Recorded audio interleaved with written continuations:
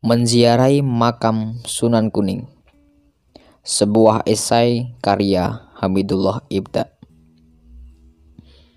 Ketika mengajak teman-teman WA berziarah ke Sunan Kuning Semarang, mereka justru marah. Sampeyan ki ngawur, mosok ngajak ke tempat lokalisasi PSK. Respon salah satu teman. Saya tak bisa menjelaskan panjang lebar dialog di grup WhatsApp itu. Jika dipaksa, bisa salah paham. Di grup saya itu isinya kaum intelektual, rata-rata dosen. Mereka masih terdoktrin Sunan Kuning atau akrab disebut SK. Itu lokalisasi prostitusi, PSK, hiburan malam, tempat membuang lendir, jajan, dan mabuk. Resosialisasi Argorejo atau Sunan Kuning makin terkenal lantaran Pemkot Semarang sejak awal 2018 berencana menutupnya sesuai instruksi Kemensos karena menarget Indonesia bebas prostitusi 2019. Wacana penutupan resosialisasi Argorejo makin kuat. Ditambah bertepatan bulan Ramadan tahun ini. Penelusuran saya maksud lebih pada kesalahan sejarah dan stigma buruk Sunan Kuning. Soal penutupan menjadi urusan pemerintah sebagai pemangku kebijakan. Pelurusan tak hanya soal resosialisasinya, melainkan nama atau idiom Sunan Kuning yang melekat tempat pelacuran. Sunan Kuning memiliki nama asli Son An Ing, Kanjeng Sunan Kuning atau Raden Mas Garendi. Lantaran lidah orang Jawa susah menyebut bahasa Tionghoa, Soen An Hin menjadi Sunan Kuning. Sunan Kuning hidup sekira abad 17 Masehi. Sedangkan Belanda datang pertama kali ke Nusantara untuk berdagang pada 1596-an. Awalnya berdagang, namun lama-lama Belanda menjajah. Pada 1602, Belanda mendirikan VOC, sebuah BUMN atau kongsi dagang dengan sistem company dan merugikan warga Nusantara. Saat itu perlawanan dimulai, termasuk Sunan Kuning ikut andil di dalamnya. Getah penjajahan itu tak hanya bagi pribumi, namun orang Tionghoa juga mendapat perlakuan sama dari kolonial Belanda. Dalam buku Ethnic Chinese in Indonesia, Etnis Tionghoa di Indonesia, Melitan Gyoklan menyebut pada periode awal kolonialisasi Hindia Belanda, masyarakat keturunan Tionghoa oleh Belanda dijadikan tukang dalam pembangunan kota Batavia di pesisir barat Laut Pulau Jawa. Nasib perbudakan, kerja tanpa upah, dan embargo kekayaan Nusantara itu dilawan para pahlawan. Dalam buku Geger Pacinan 1740 sampai 1743, Persekutuan Tionghoa Jawa melawan VOC, menyebut Sunan Kuning turut menunjukkan taji melawan penjajah. Sunan Kuning bersama Kapiran Kepanjang dan Raden Mas Said, Pangeran Sambernyowo, mengobarkan perlawanan sengit terhadap VOC di wilayah kekuasaan Mataram. Meski minoritas, namun orang Tionghoa turut bersumbangsi melawan Belanda dan menyebar ajaran Islam.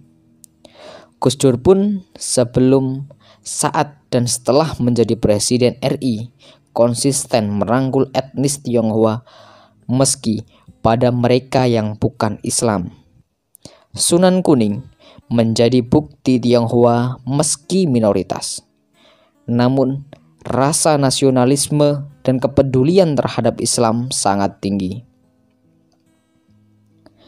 Banyak tokoh Muslim Tionghoa berperan menyebar Islam. Sebut saja Abdul Karim Oi atau Oi Cheng Hin, Tan Hock Liang atau Anton Medan, Lau Chuan Tio, Haji Junus Cahya, dan lainnya. Mereka sangat nasionalis, religius, dan setia NKRI. Jika ada tokoh Muslim Tionghoa mengkhianati NKRI, hakikatnya mereka su'ul adab pada pendahulunya. Salah satunya pada Sunan Kuning yang berjasa besar pada Islam di Indonesia. Kuburan Sunan Kuning ditemukan Mbah Saribin, buyut dari Sutomo, juru kunci kuburan Sunan Kuning yang sekarang masih hidup. Dari literatur yang dijelaskan Rukardi, Saribin dulu kehilangan 5 ekor kerbau. Lalu ia sempat meminta petunjuk dengan bersemedi di Kuning Pekayangan. Saat membersihkan semak belukar di sana, ia menemukan batu nisan yang itu adalah kuburan Suen Ang In. Sebelumnya, ia ditemui beberapa sosok pengemudi kereta kencana. Dalam persemedian itu, Saribin sempat berkomunikasi dengan para penunggang kereta tersebut. Saat muncul, mereka memperkenalkan diri sebagai Kanjeng Sunan Kuning bersama Kanjeng Sunan Kalijaga, Sunan Ambarawa, beserta para abdi, yaitu Mbah Kiai Sekabat, Kiai Jimat, dan Kiai Majapahit. Sejak itu, Gunung Pekayangan dikenal tempat ngalap berkah dan bersemedi atau uzlah. Lantaran dianggap keramat dan tempat ngalap berkah, Nyai Si Singkang, warga Tionghoa dari Klaten, pernah datang ke lokasi kuburan Son An Ing. Si Singkang meminta tolong untuk menemukan emas berlian miliknya yang hilang di kereta api. 3 hari menyepi, Si Singkang akhirnya mendapat petunjuk. Emas berlian yang ia cari berada di kantor polisi. Sebagai ungkapan syukur, Si Singkang membangun nisan cungkup permanen, membangun kuburan Sunan Kuning dengan model akulturasi Cina Jawa. Sebelum dikenal sebagai lokalisasi, Sunan Kuning menjadi tempat berziarah, bukan berzina. Penelitian Hidayat menyebutkan awal mula lokalisasi Sunan Kuning berdiri pada 1960-an. Sebelum dilokalisasi Sunan Kuning, operasi prostitusi di kota Lumpia ini berada di sekitar jembatan Banjir Kanal Barat, Jalan Stadion, Gang Warung, Gang Pinggiran, Jagalan, Jembatan Berok, Sebandaran, dan lainnya. Kemudian Pemkot Semarang meresosialisasi PSK di daerah Karangkembang, Semarang. Pada 1963, pemerintah memindahkan di sekitar perbukitan Argorjo. Lokalisasi Sunan Kuning ini diresmikan Wali Kota Semarang Hadi Subeno dengan SK Wali Kota Semarang nomor 21/15/17/66. Penempatan resminya pada 29 Agustus 1966. Dan tanggal itu diperingati hari jadi resosialisasi Argorjo tahun 2003. Istilah lokalisasi Sunan Kuning diubah menjadi resosialisasi Argorjo. Dari sejarah ini yang terjadi bukan penutupan, melainkan pemindahan saja. Sedangkan Sunan Kuning dikenal sebagai lokalisasi, bukan nama wali yang berlokasi tak jauh dari resosialisasi itu. Pendapat lain, Silado, menyebutkan Sunan Kuning sebenarnya memiliki nama populer Raden Mas Garendi. Para pemberontak Jawa Tionghoa kala itu menobatkan Sunan Kuning sebagai Raja Mataram. Bergelar Sunan Amangkurat V Senopati ing Alogo Abdurrahman Sayyidin Panotogomo. Penobatan ini pada 6 April 1742 di Kabupaten Pati, Jawa Tengah.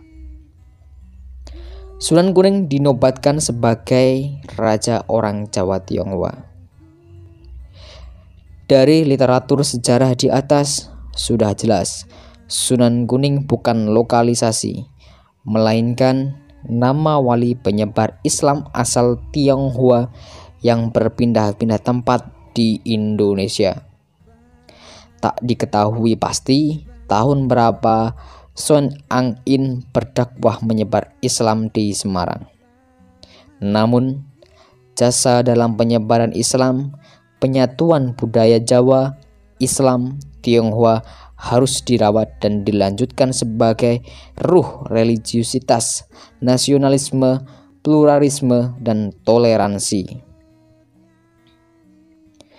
Sebelum melekat tempat prostitusi, peziarah di kuburan Sunan Kuning berasal dari berbagai daerah. Mereka tak hanya dari kalangan Jawa, namun Tionghoa, Cina, dan lainnya. Meski sudah terkotori tempat prostitusi, masih banyak peziarah melakukan penelitian, tahlilan, yasinan, dan pengajian yang kontinu berjalan. Kuburan Sunan Kuning ini berada 50 meter dari resosialisasi Argorjo, tepatnya di Bukit Mini di Jalan Sri Kuncoro 1 RT 6 RW 2 Kelurahan Kalibanteng Kulon, Semarang Barat, Kota Semarang. Orang sekitar menyebut Bukit Mini itu Gunung Pekayangan, yang dulu dijadikan tempat semedi Mbah Saripin penemu kuburan Sunan Kuning. Pada Senin 9 April 2018 telah dilaksanakan pengajian mujahadah Nihadul Mustaghfirin. Pengajian itu merupakan acara rutin setahun sekali tiap bulan Rajab. Pengelola resosialisasi Argorjo melakukannya karena itu pesan dari guru mereka, almarhum Gusmuh Tegalrejo. Dulu Gusmuh pernah berpesan pengelola mengajak masyarakat warga binaan resosialisasi Argorjo mengaji. Gandulono wong kae kenalke karo para kiai, bina mereka dan kenalkan kepada kiai. Demikian pesannya. Secara humanis, Sunan Kuning memang wali bernasib kelam karena terkotori lokalisasi. Perlu penelitian, kajian, dan penelusuran panjang agar Sunan Kuning berada pada makamnya. Perlu ziarah spiritual, intelektual, dan ziarah politik agar kuburan Sunan Kuning ini benar-benar bersih dari kotoran. Meski susah, setidaknya membuka wacana rencana masa depan agar Sunan Kuning benar-benar Sunan Kuning, bukan lokalisasi dan prostitusi. Beberapa pendekatan bisa dilakukan. Pertama, penutupan resosialisasi Argorjo harus dikaji mendalam. Tak mudah menutupinya. Harus ada tim peneliti dan perumus konsep pemindahan sampai pada solusinya. Kedua, Kemensos, Pemprov, Pemkot, pengelola resos, aktivis, LSM atau ormas, tokoh agama, tokoh masyarakat, warga resos harus duduk bersama mencari solusinya. Ketiga, jika resmi bubar, harus disulap menjadi wisata religi dan mengembalikan Sunan Kuning pada makam kewaliannya. Tahun 2016, Pemkot Semarang pernah melontarkan solusi penutupan resos ini. Pemkot berencana menjadikan ruang terbuka hijau berupa taman. Bahkan membangun pondok pesantren nasional. Wacana ini bisa dilakukan untuk mengubah citra Sunan Kuning. Prostitusi memang bukan satu masalah saja. Ada banyak faktor. Meski demikian, cita-cita, perjuangan, dan jasa Sunan Kuning begitu besar bagi perkembangan Islam. Bahkan, Para pekerja seks menikmatinya dengan mencari rezeki lewat pekerjaan haram itu. Sunan Kuning mampu menyebarkan Islam, menghidupi para PSK, dan berjuang untuk NKRI. Kini, siapa yang berjuang untuknya?